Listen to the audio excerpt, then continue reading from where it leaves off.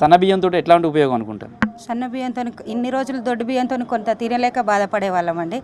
ఇక పొద్దున్న దాకా పని చేసుకునే వాళ్ళు ఉంటారు కదా, తినాలంటే కొంచెం ఇబ్బంది పడేది, కొంచెం కడుపు నొప్పి రావడం, అరగకపోవడం, అట్లాంటి ప్రాబ్లమ్స్ ఉండేది. హెల్త్ పరంగానే అయితే అవే బాగుంటాయి అని అన్నారు, కానీ కొంతమందికి అరగకపోయేది కొంచెం ఏజ్ ఉన్న వాళ్ళకు. ఇప్పుడు సన్న బియ్యం ఇస్తున్నారు కనుక గవర్నమెంట్కు మేము ఎంతో నిజంగా మహిళలను చాలా సంతోషపడుతున్నాం. అంటే ఇదివరకు ఆ దొడ్డు బియ్యాన్ని ఏం చేసేవాళ్ళు మరి? తినేవాళ్ళ మీరు వండుకొని? ఎట్లా తినేవాళ్ళు అండి. కొంతమంది ఇక పడని వాళ్ళు ఏం చేసేదంటే బయట ఎవరికన్నా ఇవ్వడం కానీ, పిండి పట్టించుకోవడం కానీ అట్లా చేసుకునేదండి. ఇప్పుడు బియ్యం సన్న బియ్యం ఇవ్వడం వల్ల ఎట్లా ఉపయోగం ఉంటుంది అనుకుంటారు? పేదవాళ్ళు ఎంతో సంతోషపడతాండ్రు.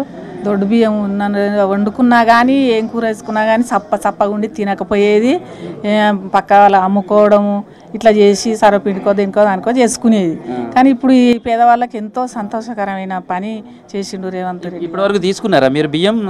ఇదివరకు ఇప్పుడు తీసుకున్న సన్న బియ్యం ఎట్లా ఉన్నాయి అసలు? ఆ బియ్యానికి ఈ బియ్యానికి తేడా ఉంది? చాలా తేడా ఉన్నది, చాలా తేడా ఉన్నది. అసలు దొడ్డు బియ్యమే సన్న బియ్యంగా చేసి అమ్ముకుంటా, కానీ ఈ బియ్యం వాసన కూడా చూసుకుంటాం కదా మేము. అవి పట్టించినట్టే వడ్ల మనం పట్టించుకున్నట్టే ఉన్నాయి కదా, తింటారు. పేదోళ్ళకి కూడా చాలా సహాయం చేసినట్టున్నది. ఇక బయట కొనుక్కోరు. 50 రూపాయలు 70 రూపాయలు వస్తాయి.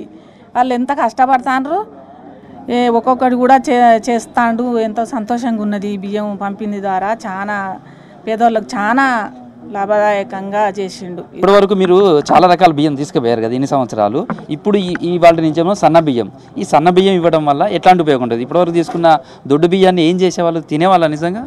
దొడ్డు బియ్యం చాలా మంది బీదలు గిన్నె పడుచుకుని రొట్టె తినడు, కొంతమంది నిర్మలం వండుకొని తినడు కూడా చాలామంది. ఇప్పుడు సన్న బియ్యం ఇస్తాను కాబట్టి ప్రతి ఒక్కరికి ఈ బీద సాధనకు అన్ని ఉపయోగపడుతుందని చెప్పి నేను హామీ ఇస్తున్నాను. ఇదివరకు తీసుకున్నారా మీరు బియ్యం? బియ్యం తీసుకున్నామా? ఏం చేసాను మరి? మేము వంట చేసుకుని తిన్నాం. మేము మాత్రం అమ్మలేదు, వంట చేసుకుని తిన్నాము. అప్పుడప్పుడు గిన్నె పడుచుకుని రొట్టె కూడా చేసుకుని తిన్నాం. ఇప్పుడు ఈ బియ్యం వంట చేసుకుని తింటాం.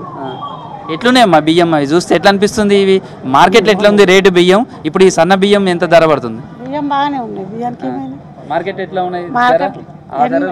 80 ఉన్నాయి, 70 ఉన్నాయి కిలోకు. ఏమి కొంటాం? పేదోళ్ళం పని చేసుకొని తినేటోళ్ళం చెప్పు అట్లా కదా. ఇప్పుడు ఇన్ని రోజులు తెచ్చినా కూడా మేము వండుకొని తిన్నాం. మాకు లేదు పొలం శిలక ఏం లేదు, మేము వండుకొని తిన్నాం ఇన్ని రోజులు. ఇప్పుడు కూడా మంచిగా ఇవే తింటాం. అప్పుడు కొంచెం దొడ్డుగుండే కాబట్టి దోశలు ఇట్లా పోసుకొని తిన్నాం. మేము అమ్ముకోలే బియ్యం అసలే, మేము తింటాం ఇవి. ఇప్పుడు ఈ బియ్యాన్ని ఏం చేస్తారు? ఇప్పుడు ఇంత సన్నగా ఉన్నాయి కదా, వండుకొని తింటాం. ఏం చేస్తాం? ఇంకా మేము మంచిగా మాకు ఇచ్చినందుకు మాకు సంతోషం అవుతుంది. సంతోషం సారు.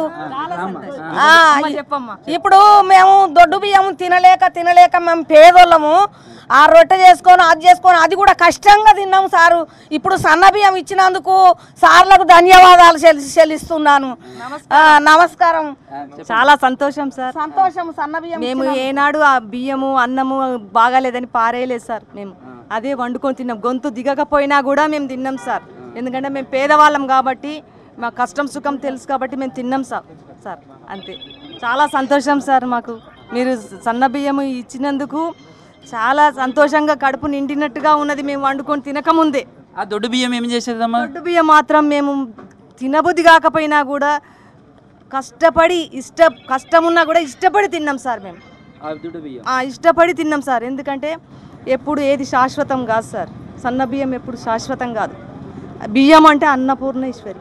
పారేయలేదు సార్ మేము. నేనైతే పారేయలేదు సార్. నేను ఇప్పుడు మీకోసమే ప్రభుత్వం ఈ సన్న బియ్యం ఇస్తుంది కదా, ఏమంటారు? కాబట్టి దేవుడు మా మొర ఆలకించి ఈ సన్న బియ్యం ఇచ్చిండు కాబట్టి మాకు చాలా సంతోషంగా ఉంది.